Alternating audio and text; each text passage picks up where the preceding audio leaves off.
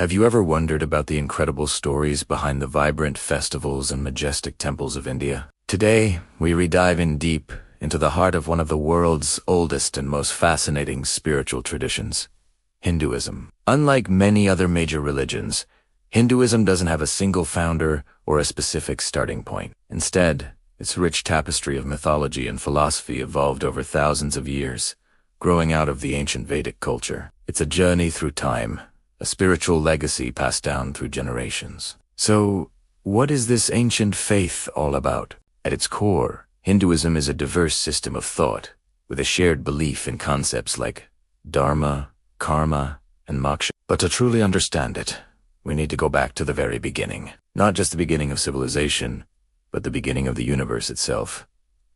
Imagine a time, before stars, before light, before anything we know existed. Hindu cosmology describes this primordial state as a formless, infinite ocean of darkness and nothingness. The Rig Veda, one of the most ancient sacred texts, poetically captures this in a hymn called the Nasadya Sukta, stating, "Neither existence nor non-existence was there.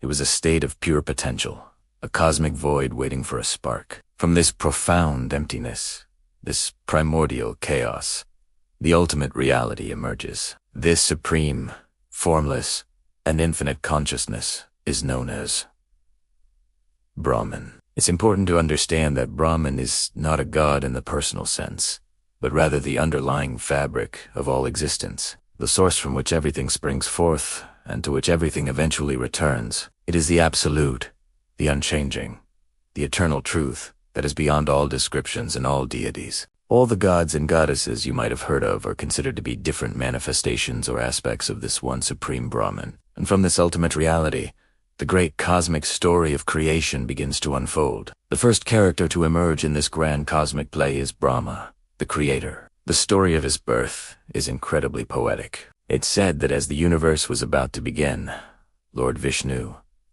the preserver, was resting upon the cosmic ocean, floating on the coils of the giant serpent Shiva. From Vishnu's navel, a magnificent lotus flower bloomed, and sitting upon that lotus was Brahma. His task was monumental, to create the entire universe. He brought forth the heavens and the earth, the gods and demons, humans, animals, and all forms of life.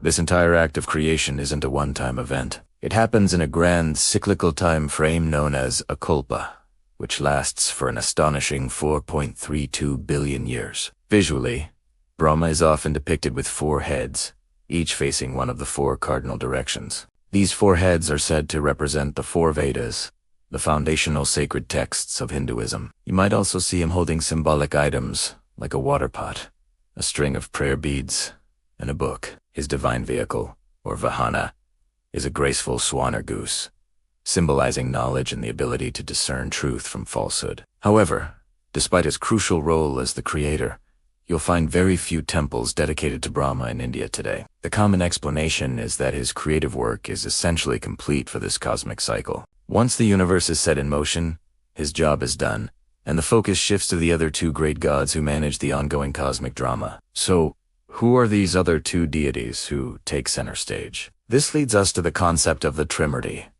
the great Hindu trinity. The Trimurti consists of 3 primary gods who represent the cosmic functions of creation, preservation, and destruction.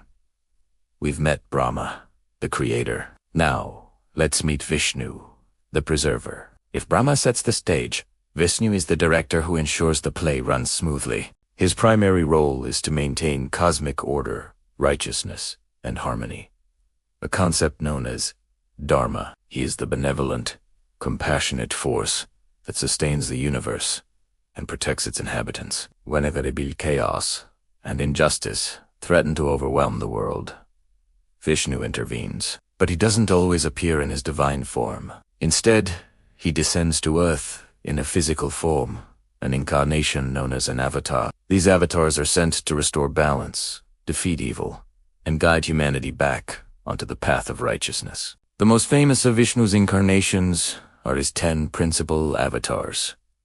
Each avatar appears in a different era to combat a specific threat. The story begins with Matsya, the fish, who saved humanity's progenitor from a great flood. Then came Kurma, the giant turtle, who supported a mountain on his back to help the gods churn the cosmic ocean for the nectar of immortality. Next was Varaha the boar, who rescued the earth goddess from the depths of the cosmic ocean.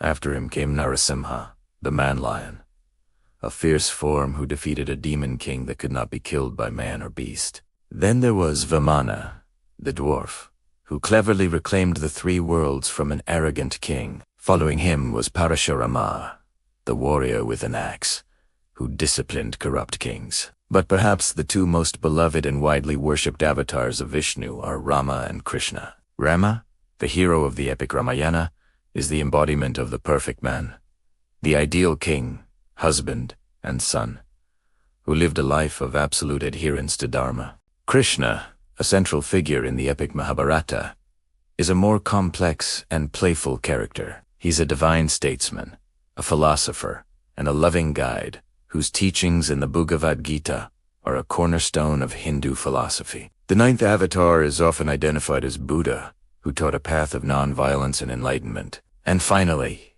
the 10th avatar, Kalkis, Yet Dokome. It is foretold that he will arrive at the end of our current age on a white horse, bringing an end to evil and ushering in a new golden age of truth. Through these avatars, Vishnu continuously works to preserve the cosmic balance. Now, we come to the final, and perhaps most misunderstood member of the Trimurti, Shiva, the destroyer. The word destroyer can sound frightening, but in Hindu philosophy, destruction is not an end. It is a necessary and positive force for change and renewal. Shiva destroys the universe at the end of each cycle, but only to pave the way for a new creation. He is the great transformer, destroying old, worn-out forms, illusions, and negative energies to allow for new life and new beginnings to emerge. He represents the cyclical nature of existence-death leading to rebirth. Shiva is a deity of profound dwelling. On one hand, he is the ultimate ascetic, the great yogi, often depicted deep in meditation in the Himalayas, symbolizing detachment, self-control, and the path to spiritual liberation. He is the master of yoga and meditation, a source of supreme stillness and inner peace. But on the other hand, Shiva is also the lord of the dance nature. In his cosmic dant, the Tandava, he is surrounded by a ring of fire. With the beat of his drum, he creates the universe, and with the flames in his hand, it destroys Italiano. This powerful dance symbolizes the dynamic, endless cycle of creation and destruction that powers the cosmos. He's both the serene meditator and the energetic dancer, the embodiment of both tranquility and cosmic power. So, how do these three great gods Brahma, Vishnu, and Shiva work? Together, the Trimurti beautifully illustrates the eternal cycle of the universe. Brahma creates, Vishnu preserves, and Shiva destroys, or transforms. It's a continuous, never-ending loop.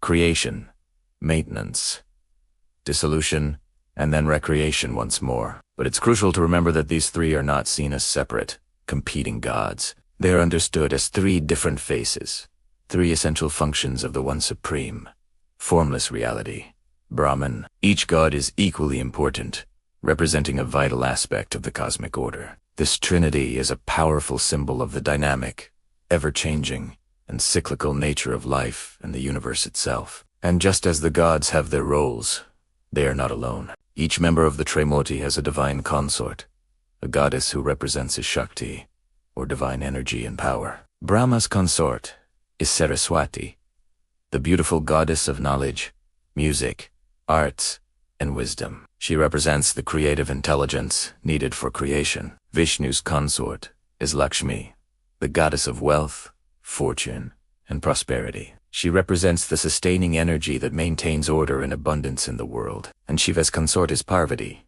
the goddess of love, devotion, and motherhood. But Parvati also has fiercer forms, like Durga, the warrior goddess who fights demons, and Kali, the formidable goddess of time and transformation. These goddesses are not merely passive partners. They are immensely powerful deities in their own right, representing the active, dynamic energy of the universe. This entire cosmic drama unfolds across vast cycles of time called yugas.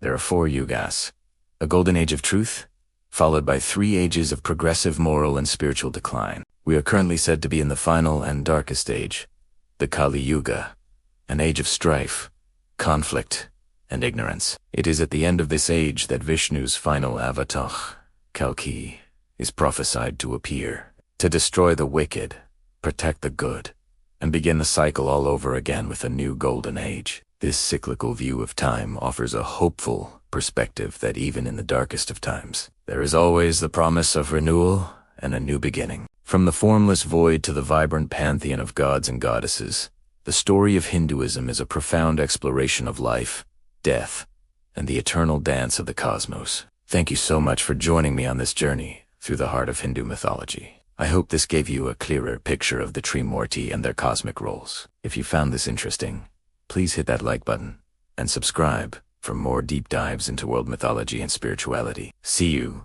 in the next video.